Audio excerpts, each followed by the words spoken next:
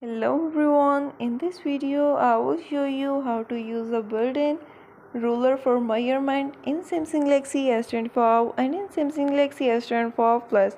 Before starting this video, please subscribe for more videos and watch complete video.